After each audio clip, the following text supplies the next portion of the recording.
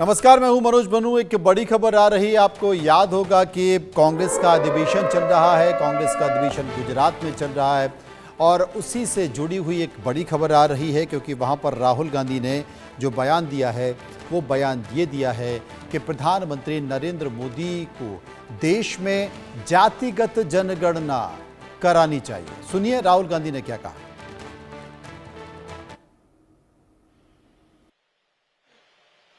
मजदूर को gig worker कहा जाता है।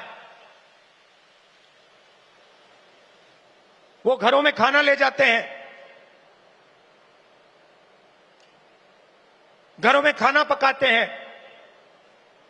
पिज्जा ले जाते हैं, अमेज़न की डिलीवरी ले जाते हैं, धूप में ले जाते हैं, सड़क पे मरते हैं।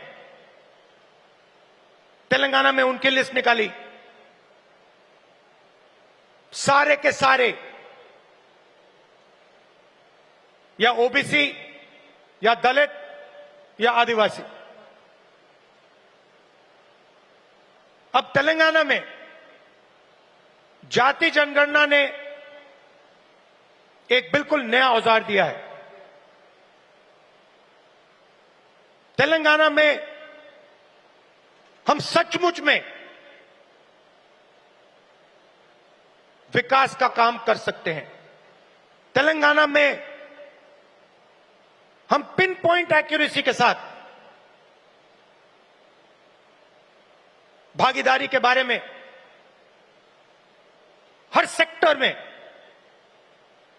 आपको बता सकते हैं। और मैं खुश हुआ कि जाति जनगणना होने के एकदम बाद हमारे चीफ मिनिस्टर ने और हमारी टीम ने ओबीसी रिजर्वेशन को 42% तक पहुंचा दिया है।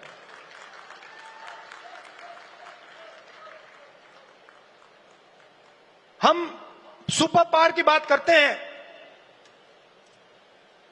मगर जब धन की बात होती है, भागीदारी की बात होती है, कॉर्पोरेट इंडिया की बात होती है,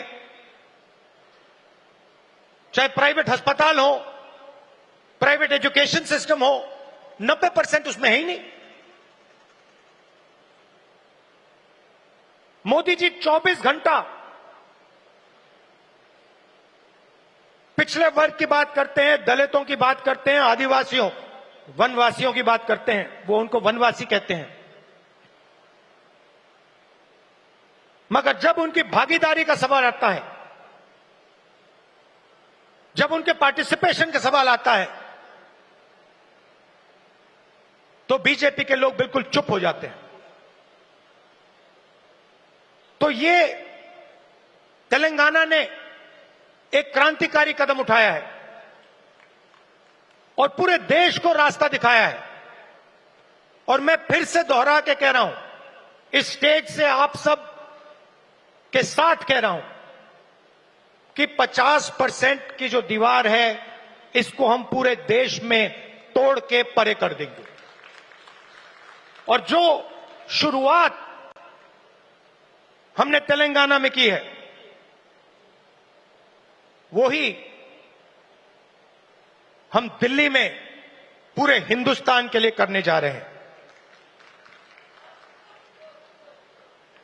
एससी एसटी सब प्लान की मैंने बात उठाई। क्रांतिकारी कानून लाए थे हम, इसको बीजेपी ने रद्द कर दिया है। एक के बाद एक हिंदुस्तान की सारी संस्थाओं पर यह आक्रमण कर रहे हैं।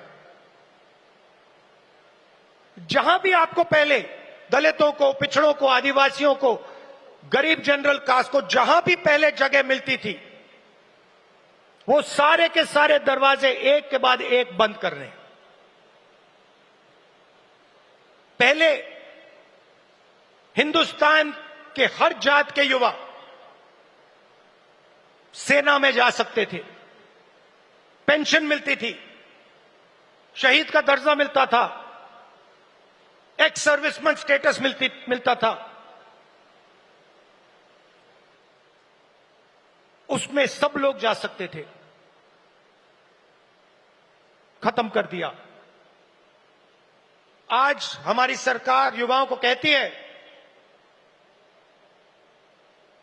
कि अगर आप युद्ध में शहीद होगे और अगर आप अग्निवीर हो तो हम आपको ना पेंशन देंगे ना शहीद का दर्जा देंगे। आपके साथ में जो लड़ रहा है उसको मिलेगा, मगर आपको नहीं मिलेगा। रास्ता किसके लिए बंद किया? गरीबों के लिए, गरीब जनरल कास्ट, दलित, पिछड़ा वर्ग, अति पिछड़ा वर्ग, आदिवासियों के लिए। पहले पब्लिक सेक्टर हुआ करता था, उसमें हर जात के लोग जा सकते थे। Steel authority India, BHEL, BSNL, HAL, ये आप सबको, पूरे देश के युवाओं को रोजगार देते थे, अपॉर्चुनिटी देते थे। एक के बाद एक इनको बंद किया जा रहा है।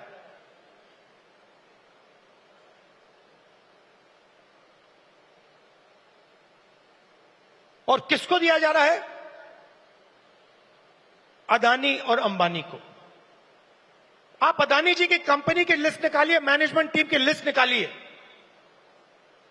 अंबानी जी की मैनेजमेंट टीम की लिस्ट निकालिए, बाकी कॉर्पोरेट्स की मैनेजमेंट लिस्ट निकालिए। आपको एक दलित, एक आदिवासी, एक पिछड़ा वर्ग का नहीं मिलेगा। तो 90% का कुछ बचा ही नहीं। 90% के लिए मजदूरी, बेरोजगारी, और हिंदुस्तान के सारे airport, ports, defence industry, cement industry, जो भी चाहते हैं अदानी जी को। छत्तीसगढ़ में माइन चाहिए, बस्तर में माइंस चाहिए, मिलेंगी। झारखंड में माइंस चाहिए, बिहार में माइंस चाहिए, मिलेगी। बंबई का एयरपोर्ट चाहिए, ले लो। लखनऊ का एयरपोर्ट चाहिए, ले लो। डिफेंस इंडस्ट्री चाहिए, ले लो। एचएएल को परे करो, बीएचईएल को परे करो, बनाओ जो बनाना है। तो सारा का सारा धन, सारी की सारी अपॉर्चुनिटीज 90% से छीनी जा रही है। पहले नरेंद्र मोदी अमेरिका गए, याद है आपको? गले लगे थे, याद है? इस बार गले लगने वाली फोटो देखी आपने? देखी? कहां गायब हो गई? राष्ट्रपति ट्रंप ने ऑर्डर दिया, जिनको मोदी जी अपने मित्र कहते हैं, ऑर्डर दिया, सुनो, इस बार गले नहीं लगेंगे, इस बार नए टैरिफ लगाएंगे। और इस बीच एक और बड़ी खबर आपको पता है कि